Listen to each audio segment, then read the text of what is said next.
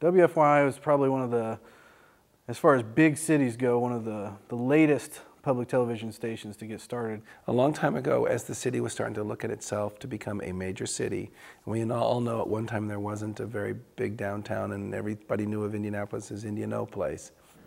And the kids didn't have Sesame Street. The station started with outreach. There was a team many years ago who was trying to buy the license for this station.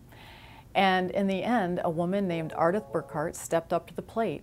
She got a group of volunteers together that were later referred to as Ardith's Army, and they went door to door around Indianapolis and other areas of central Indiana, raising funds to bring WFYI Channel 20 here to Indianapolis. They basically went door to door talking to people about the idea of public television. Television that was focused on, the family and education. So it wasn't, a bunch of fat cats somewhere just, deciding what we wanted to see. It was us. Ardith Burkhart just decided one day that we should have a public television station here, and we'd never had that before. And so she literally started a grassroots campaign, got together tons and tons of volunteers, and between her resources and her volunteers, she just kind of created WFYI.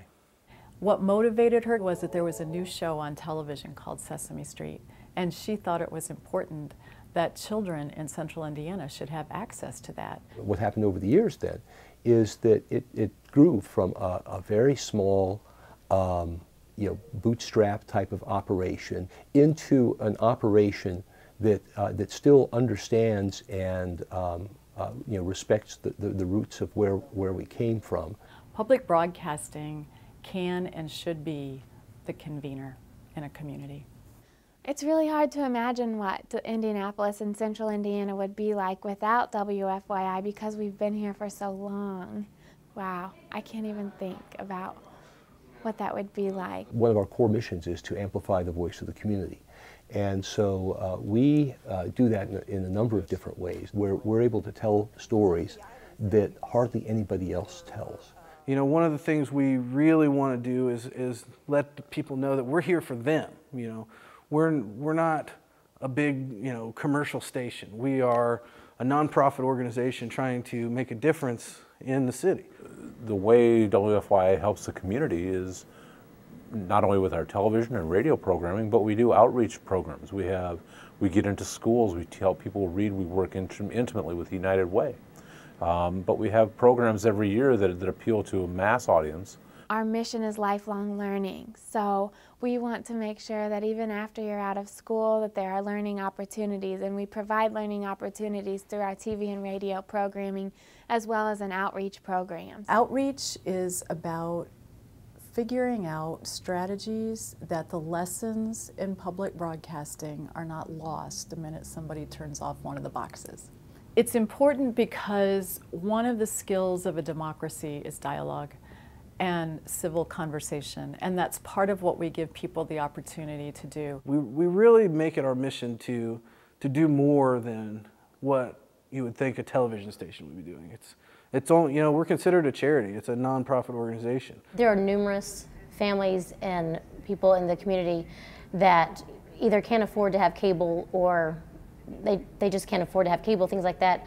So we provide the service for those who can't get cable, who can't subscribe to things like that and don't have the funds to do that. WFYI does a lot of different things. We have a communications department that handles things like the members magazine.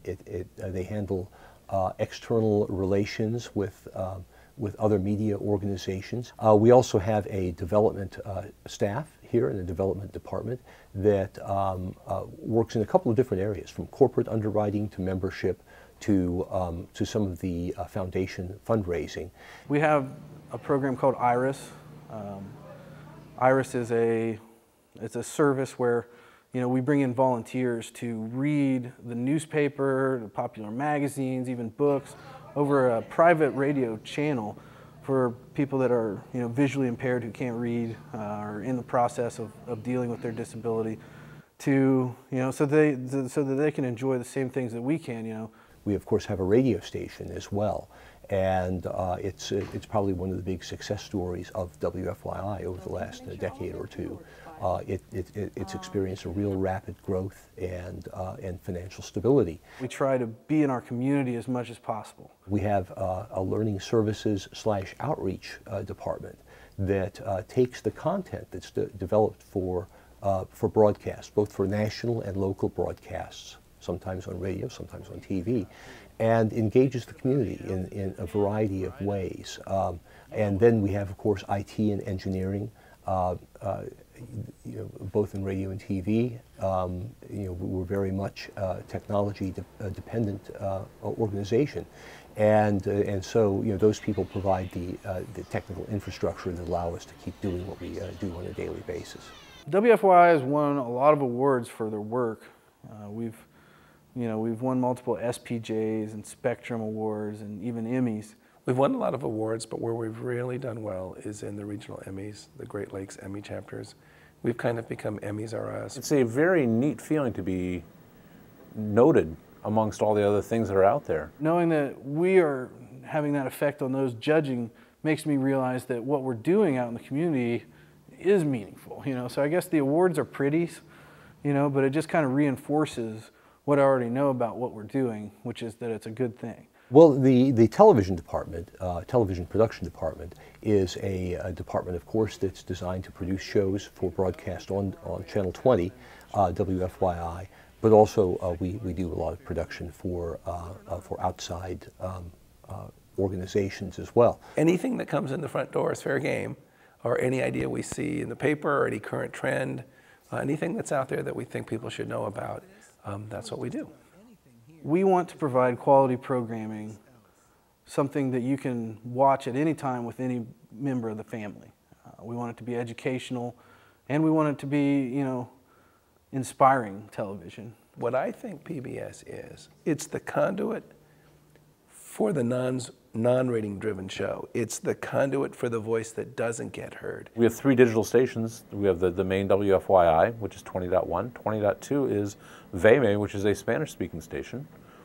And 20.3 is something called Create, which is all stuff for home. I keep trying to get them to get involved here, saying PBS was the original Food Network. I'd say almost every single day I come to work, I learn something new because of what we're doing. What we're trying to do is educate people through our programs, and in turn, it's educating me. Now, one of the things I think that might be a little bit unique about us is, I think, the level of graphic sophistication that some of our productions have. That there's not a single super that we take for granted or just slap on. Almost everything we do graphically is integrated as a part of the entire production. What we do is take a step back from the fast-paced life, I guess, and really dive into the stories behind the people and really try and tell a meaningful story in a family-friendly way. And in many senses, there's a lot of creative freedom. And also, in many senses, it's old-style journalism that you get to do here. You get to actually tell stories that make a difference and that matter. We find that we can provide quality production services that become, it's not just a broadcast. The broadcast will come and broadcast will go. But it becomes something of a living legacy for these organizations to tell their story to the rest of the community. The environment of WFYI is a very nurturing environment. It's unlike any place I've ever been before, that everybody is celebratory of other people's accomplishments. What we try to do is create as friendly and creative an environment as we can, because we know that if we're doing our job right, we stay busy a lot, and at the same time, when you're doing that, you want to create an environment that the people who are very creative are allowed to be creative. Just knowing that, yes, I do have to kind of come to the same place every day. I come to the station, but then I launch from here to who knows where. And there are days where like 12 hours will go by in a day and I'll just be like, psh, I had no idea it was like 8 o'clock right now. I mean, I've been having fun. I've got a cubicle, but I'm hardly ever in it. You know, it's just like this place where I store comic books. This is it's almost like a seaside type thing where you get to relax. You still get to do your thing, and you do it to the highest caliber, but it's nice. Our TV programming and our radio programming, there is absolutely something for everyone. We have very educational, interesting, we have all kinds of, just the programming that we have itself is amazing. This is a great place to give back to your community and also learn something while you're doing it. We're now sitting in the Ardith Y. Burkhart Volunteer Center, and it's such a good feeling and so rewarding to be able to honor her in this wonderful space. Outreach is fun because it does give me an open basket to gather people into. Without volunteers and interns, we would not be able to even operate. I can pretty much guarantee that. I don't know where we find these people, but God bless them. In the production department, we love interns and volunteers. They're very much an extension of our production family here, and very vital link. It helps us get done all the things that need to get done. The interns here get involved in productions. They are out intimately involved, being part of a crew. Some of them gone on and done little projects that I walk away from seeing sometimes and go, wow. I mean, we're bringing in these fresh minds, these people who are really motivated to do something. You know, over time, sometimes it's almost an inspiration to see someone come in and want to do something and have so much passion behind it. When we have a creative individual come in that says, you know, hey, I want to put the jib on the dolly, and then I want a dolly and jib at the same time, we're like, awesome. For us, the best work happens when we can give people the tools they need to do the best work. I think they get something out of it too, though. I mean, when it comes down to it, it feels good to help people. And I know that by volunteering here at WFYI, you do get to help people directly in a lot of ways. And, you know, plus you get to be on TV sometimes if you wander into the wrong room.